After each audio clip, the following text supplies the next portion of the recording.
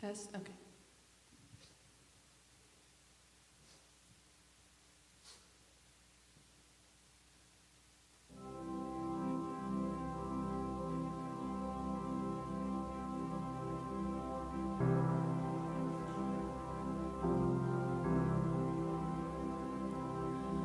When the best of me is barely breathing, when I'm not somebody I believe in, hold on to me.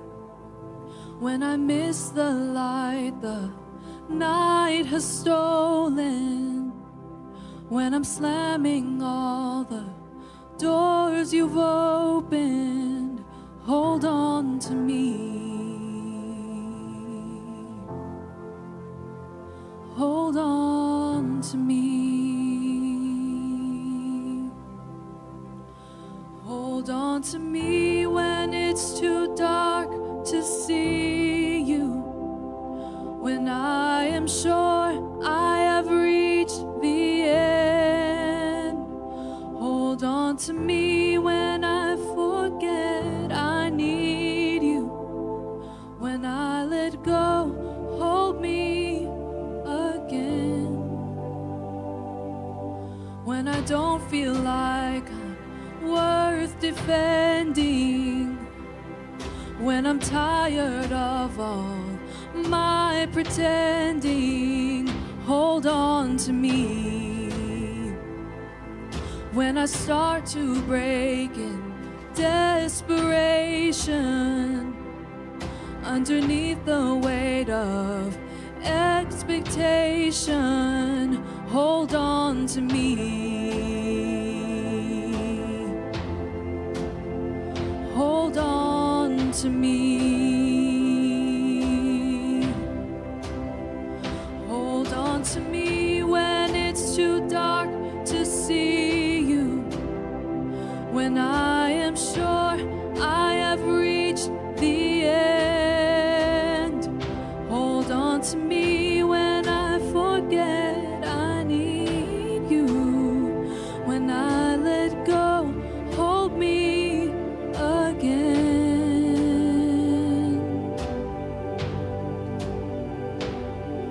I could rest here in your arms forever, 'cause I know nobody loves me better.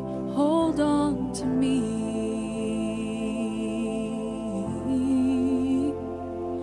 Hold on to me.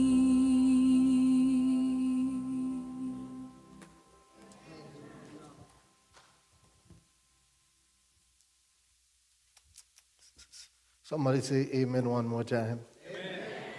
The cries of all of our heart is that the Lord will hold on to me.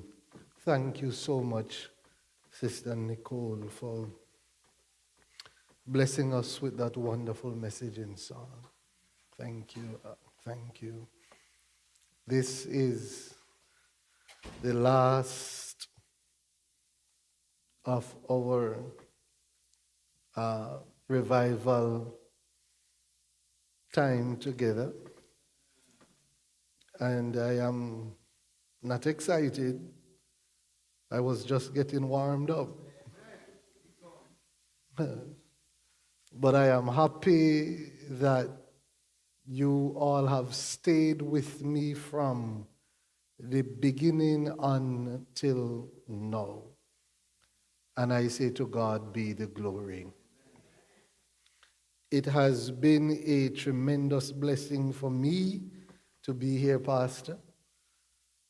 La Chris and Sister Lynn and family, it was a joy for me to be with you again. And Sister Merritt and all of you who have grown to tolerate me, I am happy for that. This evening is an important evening. I want to thank God for Clarence, who have made his calling and election sure. Amen.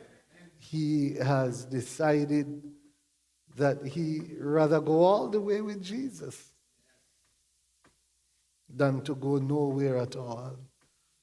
And I thank God for that. Thank God for Brother Amnon and his family for the ministry they have and all who participated in that. For one soul is worth more than all the worlds. If there would be only one, Jesus would have still died. And I give God all the praise, all the honor, and all the glory. Permit me to speak to you tonight for just a few minutes under the caption, A Broken Alarm Clock. A broken alarm clock. The story is given of a man who had always been late. He was late to his wedding. He's always late to work. He's always late to church. He is just late. But he had an opportunity of a lifetime to get the job that will change his financial career forever. And so he knew that the alarms and the alarm clocks he had were not loud enough to wake him up out of sleep. So one day he bought the loudest, most high-tech alarm clock he could find. It had flashlights like a siren, and it shaked like an earthquake. And the sound it gives off would send any sane person mad. He needs to be up for 6 o'clock a.m. And so he set the alarm clock, he practiced on it, and indeed it was loud. The next morning, he did not wake up at 6 o'clock. He woke up at 10:30 a.m. Confused and angry, ready to break up this high-tech alarm clock. As he paused, it was so high-tech, it filed all the time it alarmed, and he placed it on snooze. You see, he said that it was his custom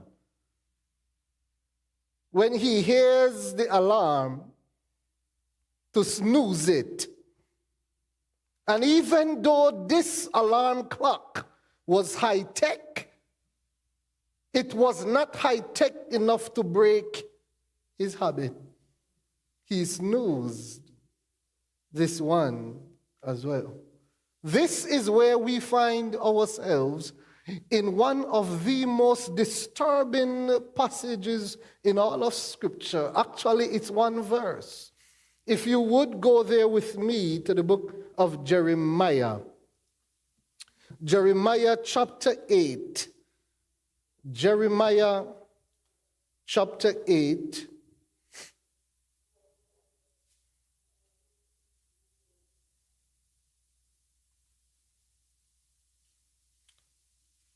And verse 20.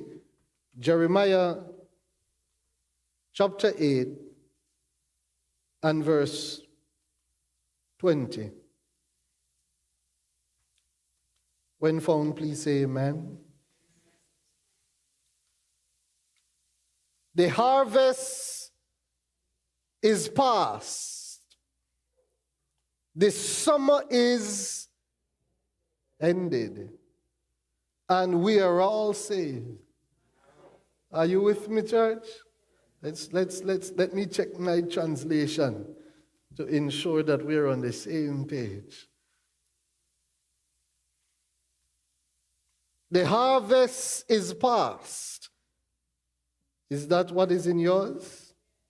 The summer is ended. Are you seeing that in yours? And we are all sorry. And we are not saved. Is that what's in your translation? Jeremiah 8:20 is not just a lament.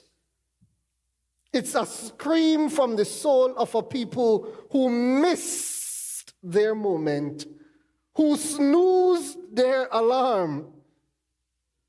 It is the whispered regret of a soul that heard the sound of revival that never drank its rain. It is the sigh of wasted potential echoing in the corridors of eternity.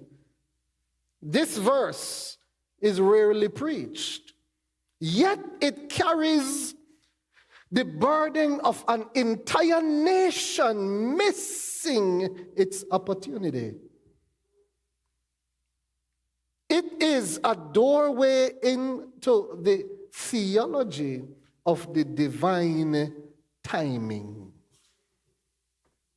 the psychology of spiritual apathy, and the eschatology of wasted power. And yet, in this verse of despair, God whispers to us a revival of hope in our season. Shall we pray? Divine Father, let it not be that this week would have ended and we're still lost. If it is for this last time, speak to our hearts, I pray, in Jesus' name. Amen. The term harvest is not only agricultural, it is metaphorical too. It signifies opportunity, timing, and fruitfulness. Harvest only come after something had been sown. If you sowed nothing, you cannot expect a harvest. And they only last for a season. God is an amazing God. The text would say that God is a God of timing, appointments, and moments. Power comes in seasons, and revival is often wrapped in the windows of these seasons. The people had a chance.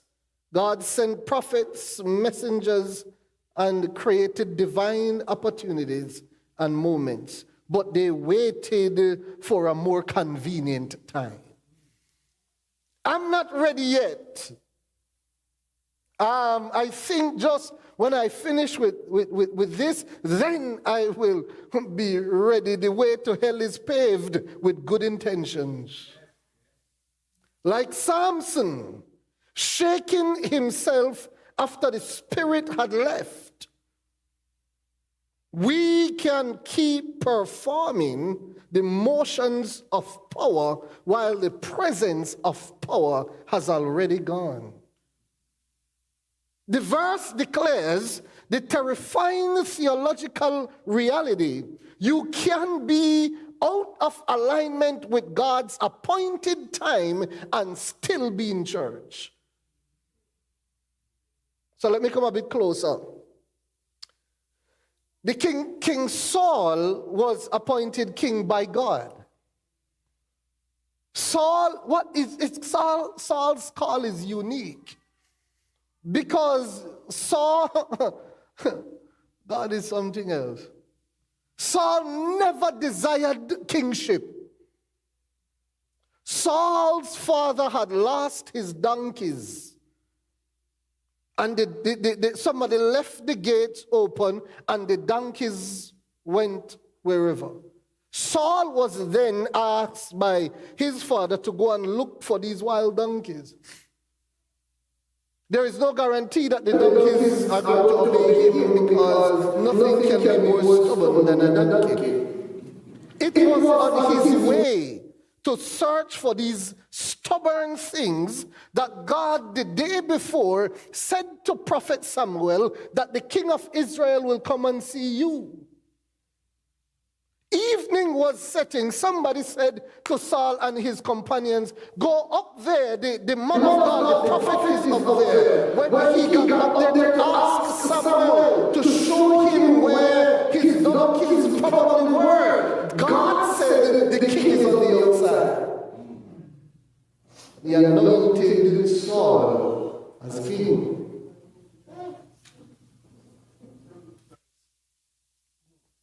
As he was looking for a stubborn ass, the King James Version says.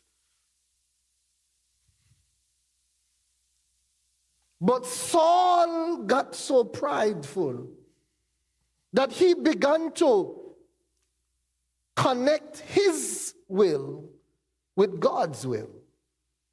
And the lines got blurred. So when God said to do something, Saul would think about it and do his own thing. God gave them a command to go and destroy. Saul saved and spared some things. And God rebuked him, chastised him, and removed him from the office of the king. But Saul was still there for over 20 years. Disqualified, but he was still working as leader of Israel.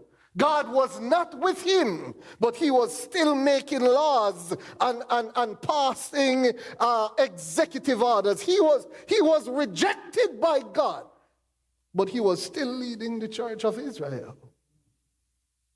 Leadership does not mean that we are in alignment with God. What have us in alignment with God is when we work on God's timing. It's when we obey God. For true worship is obedience to God. Let me ask you a question this evening. Are you living in a past season, begging God to bless an expired harvest? Summer represents the abundance of opportunity, warmth, here in Florida, in Florida, heat, clarity, time of work, but even summer ends.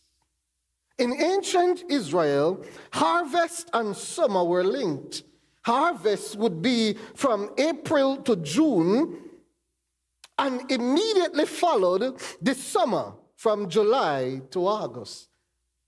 To say both were over was to say we miss the window of divine opportunity.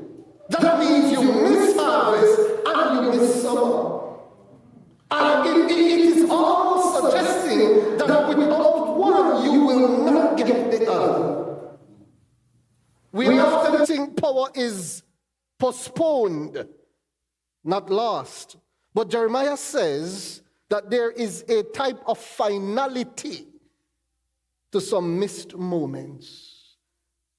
The wise King Solomon said, "Why die before your time, you fool?" That means then, not every death was in alignment with purpose. Sometimes we die before our time. The cry of revival isn't just God pour out your spirit, but the Lord teach me to seize the season. Revival is not just to receive, but revival is to, sorry, let me rephrase that. Revival is not just to receive the outpouring. Revival is about receiving and understanding the moment for the outpouring.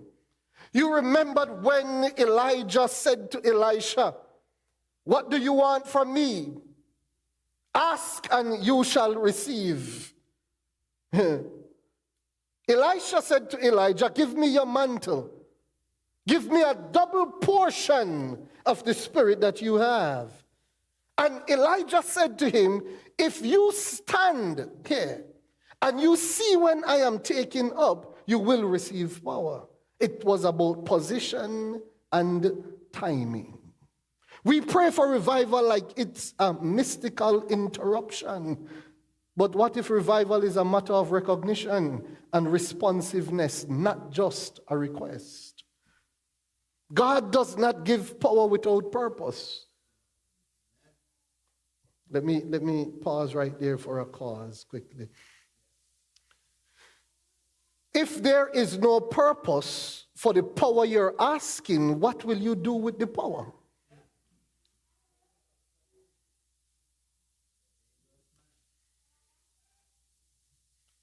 In order to get the power, there must be purpose. And the purpose must align with the divine will of God. And when it aligns with the will of God, then we are in right standing to ask God for power. Power without purpose leads to total confusion. The tragedy is not that they lack access to power, but they postponed, they snooze the response to it. What does it mean to be surrounded by temple services, Sabbath rituals, priestly garments, and still not be saved? What does it mean that we meet week after week, Sabbath after Sabbath, we have lunch, we care for the perishing, we sing songs, and we do all of that. We discipline people who transgress the Sabbath. We draw a clear line of demarcation between obedience and disobedience just to beat hell wide open. It's like wasting time. If it is that all we know is just what we know, then there is a need for revival. If then there is a need for revival, there ought to be a need, there ought to be purpose, so revival can fuel us to fulfill that which God wants us to accomplish. This is not just physical deliverance. The Hebrew word means revive, this season, this revival, it means to heal, to rescue, and to restore. That means then power, before power can be contained, there are the leakages of the person must be sealed. The leaking parts of the body must be filled. It must be sealed so that when it is poured into, it does not leak out before ministry and purpose is accomplished. So revival does not only fill in. Revival, what precedes revival is purpose, and it is purpose that highlights the breaking parts of our body. Here the body means the church. When we sit down to create a strategic plan, we begin to see the areas of our weaknesses and the areas of our strengths. And when we see those, we address those. Purpose. And to the best of our ability, we address those, and then we go to God, and it is God who then responds to purpose, not to prayer. This is not just physical deliverance. It suggests an inner renewal, a type of collective repentance. Go with me to the book of Revelation 2, quick. Go with me to the book of Revelation.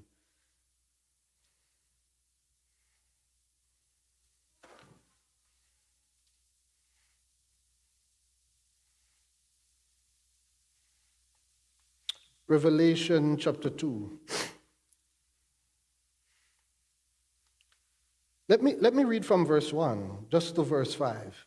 Revelation 2 from verse 1 to 5. Unto the angel of the church of Ephesus write, these things saith he that holdeth the 7 stars in his right hand, who walketh in the midst of the 7 golden candlesticks. You know what this means? The 7 golden candlesticks represents the church.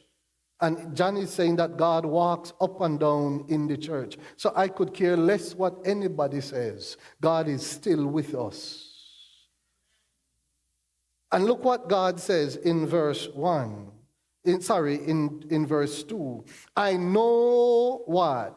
Thy works, and thy labor, and thy patience, and how thou canst stand, how thou canst not bear them which are evil. And thou hast tried them which say they are apostles, and are not, and has found them to be liars. In other words, God is saying, I have seen your works. I have seen how detailed you want the church to be. I have seen how you get annoyed when you have to reach church late because you're a person of time and discipline. I know that you examine every word and realize who are preaching thus saith the Lord, or who are preaching the opinion of another man. I see all of that. I know your works. I have seen you labor tirelessly without anybody saying thank you. I want you to know I know your works. You are desirous to have your family walk in the way of the Lord. I know your works. You just want to please God. That's your desire, and I know your works. God is saying to us that he sees everything that man sometimes overlook and take for granted. God is saying here in the book of Revelation that I know your works. I know your desires. Your greatest desire is to please God. I know your works, but I also know your works. Not just your good works, I know your bad works too. Verse 3, and has borne and has patience, and for my name's sake has labored and has not fainted. Nevertheless, I have somewhat against thee, because thou hast left thy first love. Meaning then, you're doing all of this not from a place of love, but from a place of works. So that's why you're not kind with people, you're not patient with people, you're not gentle with people. You're just aggressive all the time for God. Miserable for salvation. And then say the peace of God passeth all understanding. Look at verse 5 though. The prerequisite for revival. Remember therefore from whence thou art fallen, and what? And what? And repent, and then do the first work. Or else I will come unto thee quickly, and will remove thy candlesticks. That means you will work in darkness. Out of his place, except thou what? 2 times in one verse, God calls the church to repent. This is Jesus speaking. Then that means the last message given to the church is not the Great Commission. The last message given to the church is a message of repentance. Because you cannot preach, mighty God. You cannot preach about the Jesus you are not in love with. And repentance means to get back to your first love, to start back over. Stay with me. The church had structure without spirit, ritual without release, songs without salvation. What if this is the message of Jeremiah for our revival? That we have mastered performance, but neglected presence. That we have polished pulpits, but perishing people. That we pray for Pentecost while rejecting the living fire that leads to repentance.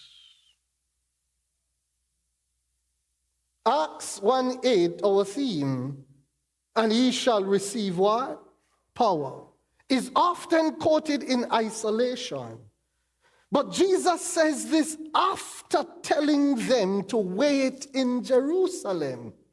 In other words, power is location sensitive. Power is time sensitive. Power is obedience sensitive. If the disciples had gone fishing to feed the poor instead of waiting in the upper room, Pentecost would have still happened, but without them. Because the way to hell is still paved with good intentions. You remember when the woman brought her alabaster box, broke it, and anointed Jesus before his burial. One of the disciples said, "She wasting that. We could have sold that and feed the poor." Well-intentioned, but on the highway to hell. Jeremiah 8:20 then is a prequel, if you will, to Acts 1:8. It's the story of what happens when people fail to wait, fail to recognize the season, and fail to align with God's movement. Revival is not about shouting loudly. It's not about making noise. It's about sensing the moment. The people of Israel said, "Oh, there is always a harvest. Oh, there will always be a summer." But their comfort has become a captivity. Know that season come, but they also end.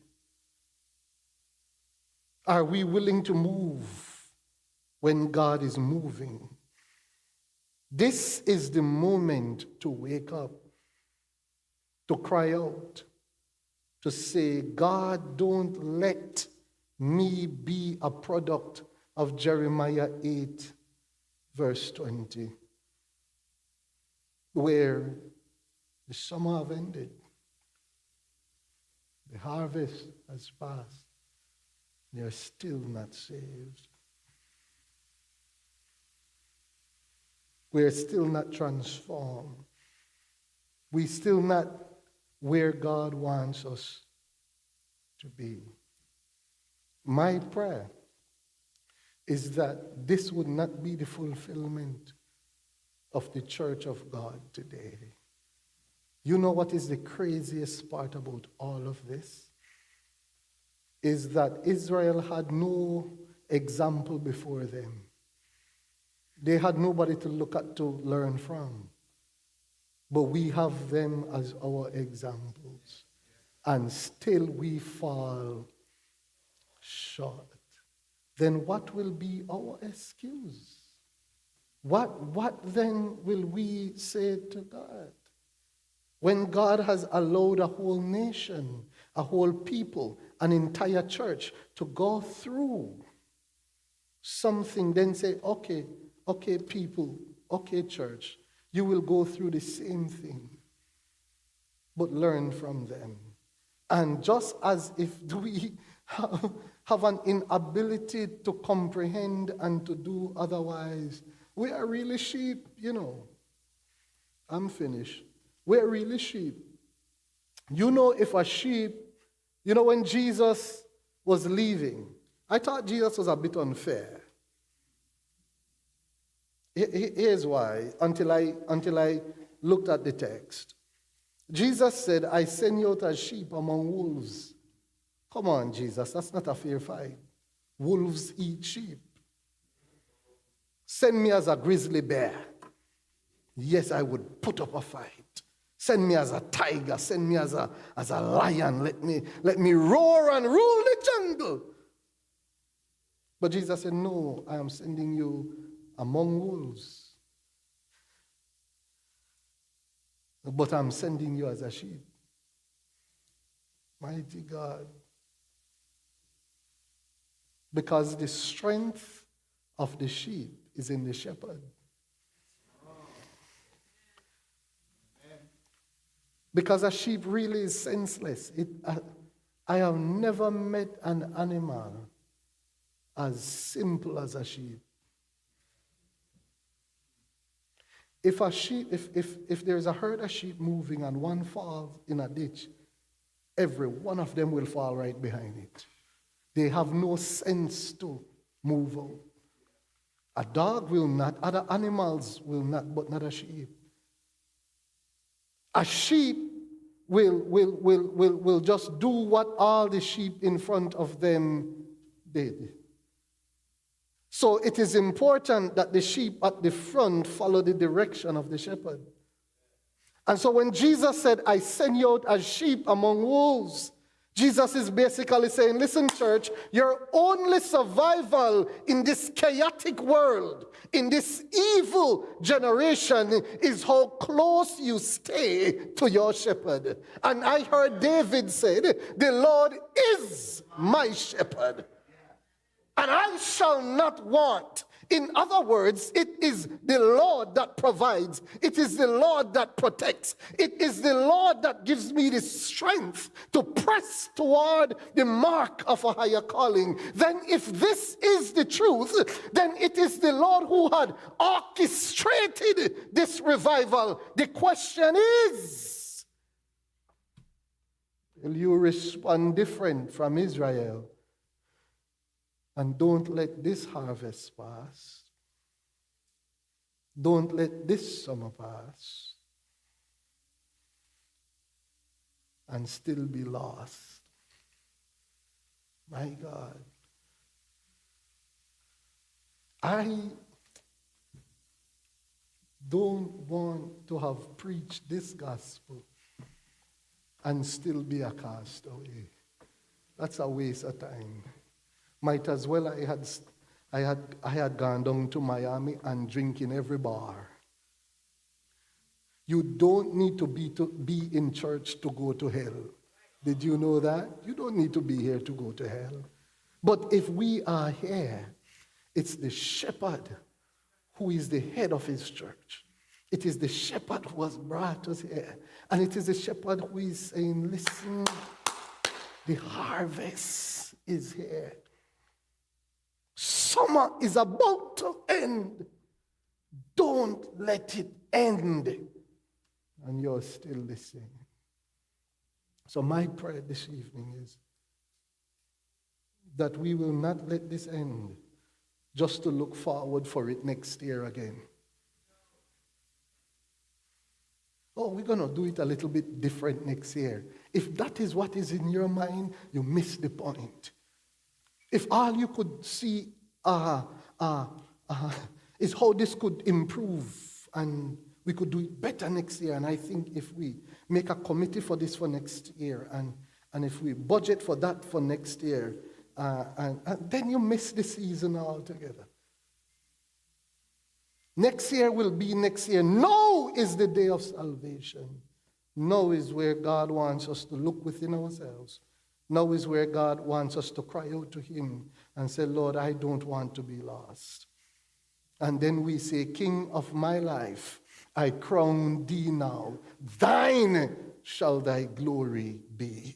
When we reach that place where there is nothing between the soul and the Savior, not of this world's delusive dreams, when our desire is to renounce all sinful pleasure and say, Jesus is mine, let there be nothing between until we get there. Seasons after seasons, harvests after harvest, summers after summers will pass us by, and we will find ourselves on the other side wondering what happened.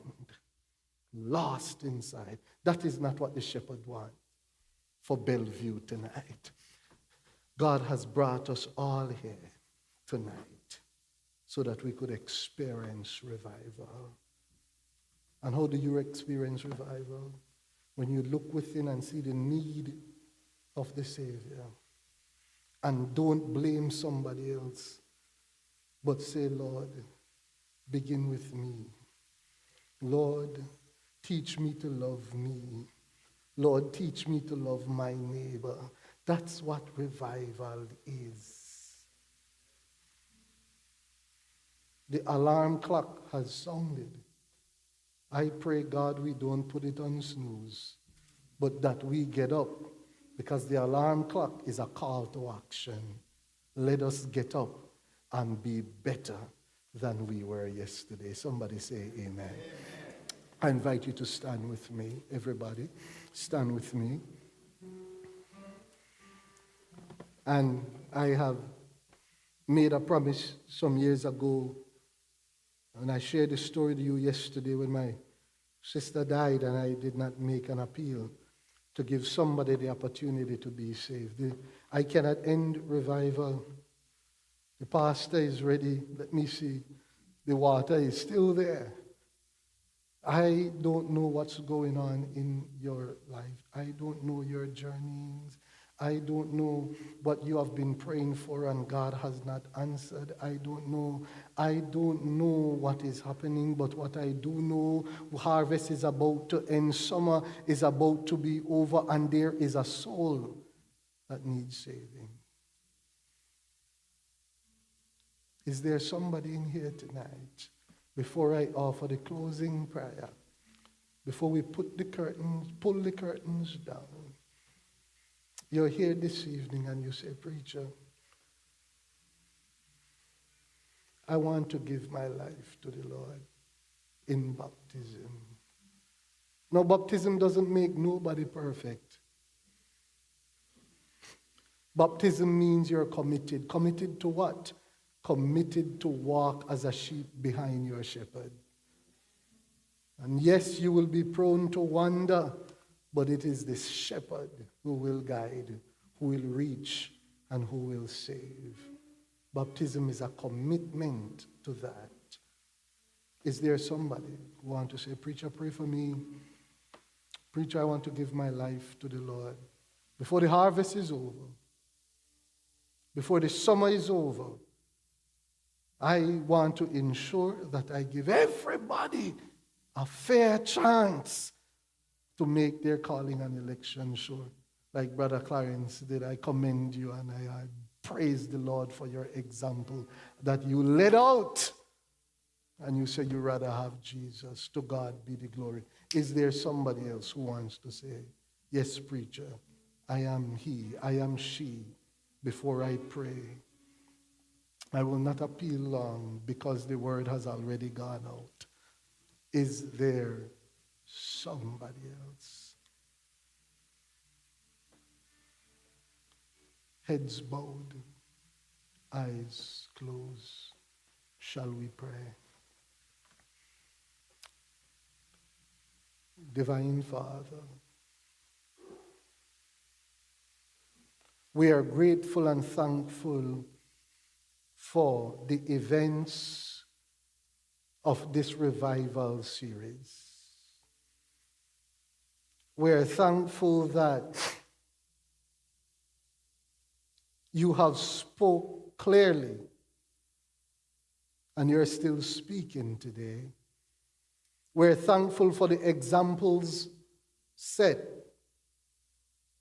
Well, the example by your son, Brother Clarence, who stepped out in holy boldness in a world calling him in different direction. He heard the still small voice of Jesus, who said to him, this is the way, walk ye in it. And he obeyed, because the harvest is almost over. This summer is about to end. Revival, this Jesus, this might be somebody's last revival series. This might be somebody's last sermon. I pray, mighty God, that each and every one of us this evening would have made our calling and election sure. We don't want to be part 2 of Jeremiah 8:20, one of the saddest verses in all of Scripture. The harvest have ended. Summer has passed, and you're still not saved. Mighty God, we want to hear when the eastern sky is rolled back as a scroll. When the King of our lives, when the Creator of heaven and earth comes. We don't want to hear the harvest has passed. The summer have ended, but we want to hear, well done, thou good and faithful. Because he that is to come, mighty God, he will come, and he will not tarry. So into your hands I put all of us, and I pray that you indeed revive us. For revival is not leaving here walking on air, but revival is leaving here understanding that if there are any type of broken relationship in our lives, we don't wait until tomorrow, we address it today. Revival leads to reformation. And I pray, mighty God, that we will be revived today. Be with us as we return to our different homes of abode. Guide us is my humble prayer. In Jesus' name. Amen. Amen. May God bless you. May God keep you. May God make his face to shine upon you. And may God be gracious unto you and grant you